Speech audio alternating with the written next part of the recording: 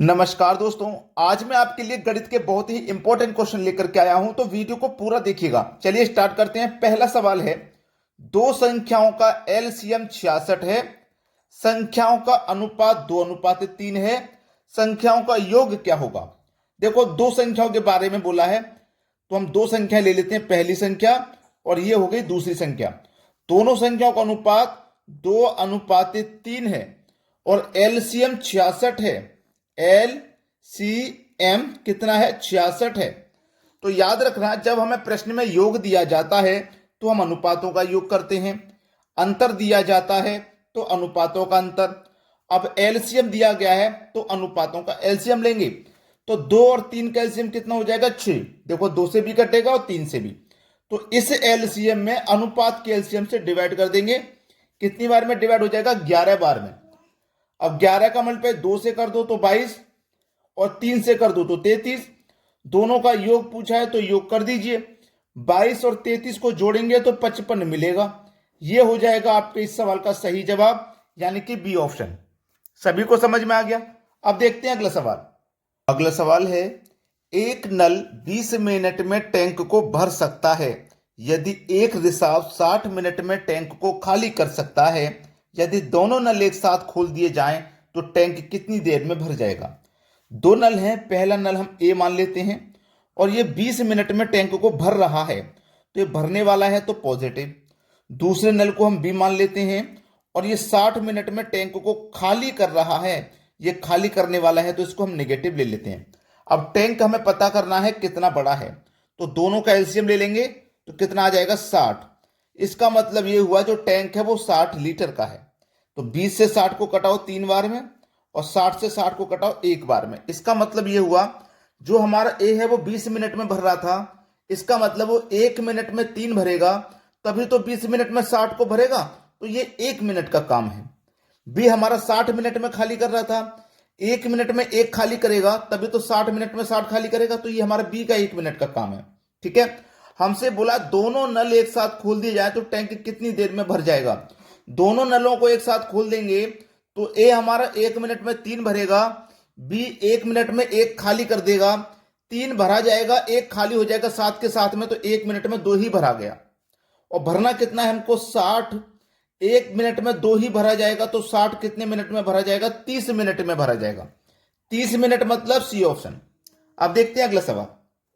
अगला प्रश्न है, पी और क्यू की आय का अनुपात 3:4 है तथा उनके व्यय का अनुपात 2:3 है। यदि इनमें से प्रत्येक 6,000 रुपए की बचत करता है तो पी की आय क्या है।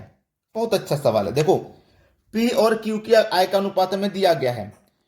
पी और क्यू की आय का अनुपात है 3:4। अगर हम इसे 3x मान लें, 4x मान लें, तो इसके मान में कोई परिवर्तन नहीं आएगा। ये आय का अनुपात है, आय। ठीक है, अब ये आय का अनुपात है, ये आय का अनुपात है और हमारे पास एक दूसरा अनुपात व्यय का है। व्यय मतलब खर्च होता है। दूसरा अनुपात हमारे पास व्यय का दिया गया है 2:3। ठीक है, ये खर्च का अनुपात है। अब देखिएगा, समझना प्रश्न को मैं जो बता रहा हूं।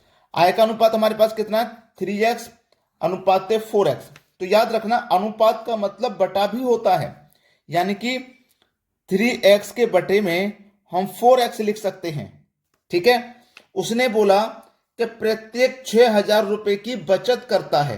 कितने की बचत करता है? 6,000 रुपए की। अब देखना, याद रखना, उसने कितना कमाया?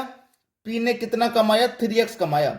और जो बचत कर रहा है उसे माइनस कर दो, माइनस कर दो, यानी कि उसने जो कमाया उसमें से बचत के पैसे अलग निकाल के रख दिए, तो वो माइनस कर दिए।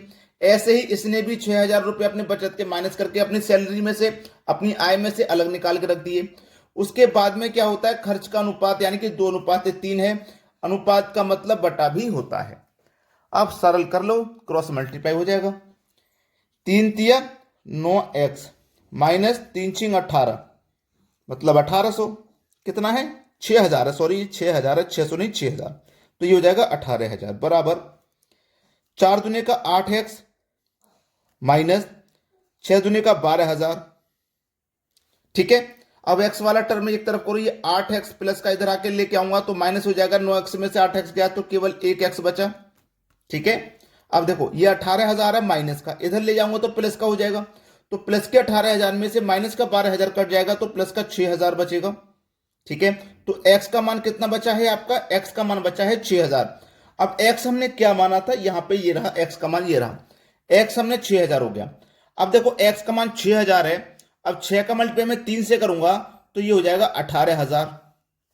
x का मान 6 है, 6 का मल्टीप्लाई 4 से करूंगा तो ये हो जाएगा 24,000। अब हमसे पूछा क्या, बता दीजिए, p की आय पूछी है, तो p की आय कितनी हो जाएगी, 18,000 हो जाएगी।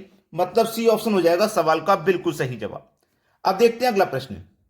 अगला सवाल है, एच तथा डब्ल्यू की मासिक आय का अनुपात 4:3 है और उनके खर्च का अनुपात 3:2 है।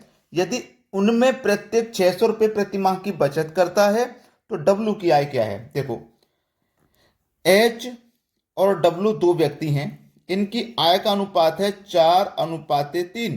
तो मैं इसे 4x मान लूं, इसे 3x मान लूं, ये आय का अनुपात है। दूसरा व्यय का अनुपात है, व्यय होता है खर्च, कितना, 3:2 है। ठीक है, अब देखिएगा, वो 600 रुपए की प्रति माह बचत करते हैं, 4x, मैंने क्या बोला, अनुपात को बटे में लिख सकते हो, तो 4x बटे में 3x। इसने कितने की बचत की, 600 की, इसने भी बचत की 600 की। बाद में कितना अनुपात हो गया, 3:2, क्रॉस मल्टीप्लाई, 2 चौको 8x माइनस 2 छिक्के 1200 बराबर 3 तिया 9x माइनस 6 तिया 1800।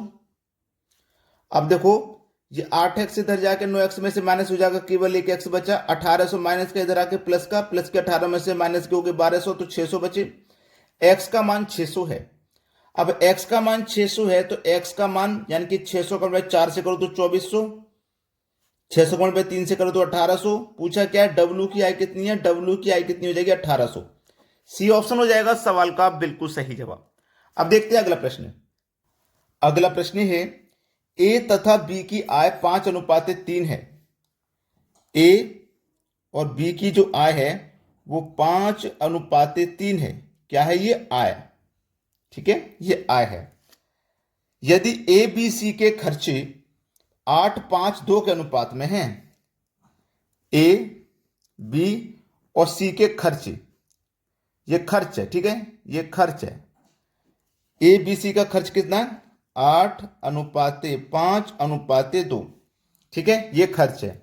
यदि सी 2,000 रुपये खर्च करता है, यदि सी 2,000 रुपये खर्च करता है और बी 700 रुपये बचाता है तो ए की बचत कितनी है। देखो, सी अनुपात में कितना खर्चा कर रहा है, 2 है ना, सी अनुपात में कितना खर्चा कर रहा है, 2, और रियल में कितना खर्चा कर रहा है, 2,000। देखो, अनुपात में 2, रियल में 2,000, तो 2 अनुपात की वैल्यू 2,000, तो 1 अनुपात की वैल्यू 1,000।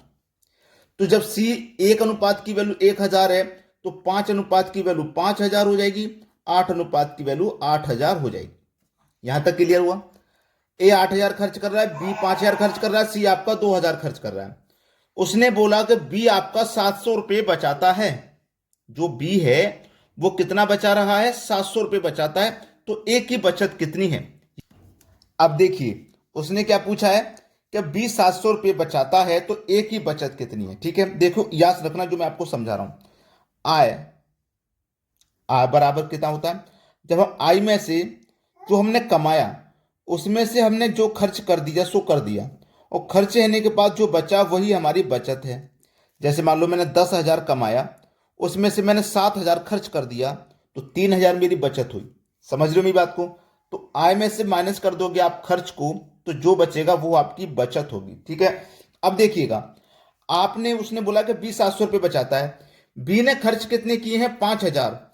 बी ने खर्च कितने किए हैं, देखो 5,000 खर्च किए, और बचाया उसने कितना, बचाया उसने कितना, 700 बचाया, तो उसकी आय कितनी हो जाएगी, 5,000 और 700 मतलब 5700 उसकी आय हो जाएगी। यानी कि उसने 5700 कमाया, उसमें से 5,000 खर्च कर दिया, तभी तो 700 रुपये बचा भाई, तभी तो उसका 700 रुपये बचा। तो उसने कमाया कितना है, 5700। किसने, बी ने, बी ने 5700 कमाया। बी अनुपात में कितना है, 3, रियल में कितना है, 5700। तो 3 अनुपात की वैल्यू 5700, तो 1 अनुपात की वैल्यू हो जाएगी 1900। 1 अनुपात की वैल्यू 1900, तो 5 अनुपात की वैल्यू 9500, 19 पंजे 95, तो 5 अनुपात की वैल्यू कितनी, 9500। तो ए ने कितना कमाया, 9500 कमाया। उसमें से खर्चा कितना कर दिया 8,000। देखो 9500 कमाया, खर्चा कर दिया 8,000, तो बचा कितना भाई 1500 बचा।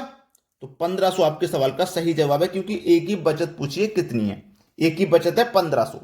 सभी को क्लियर हो गया है सवाल। अब देखते हैं अगला प्रश्न। अगला प्रश्न है, अमित तथा सुमित की वार्षिक आय 3:2 के अनुपात में है, जबकि उनका खर्च 5:3 के अनुपात में है। यदि उनके प्रत्येक वर्ष की बचत 1,000 रुपये हो तो अमित की वार्षिक आय कितनी है। यह सवाल है आपके लिए होमवर्क। आप सभी बच्चे इस प्रश्न का आंसर मुझे कमेंट बॉक्स में बताओगे क्या आ रहा है। अगर आपने अभी तक लाइक नहीं किया वीडियो तो लाइक कर दीजिए, और शेयर नहीं किया तो भैया शेयर कर दो। ठीक है दोस्तों, धन्यवाद।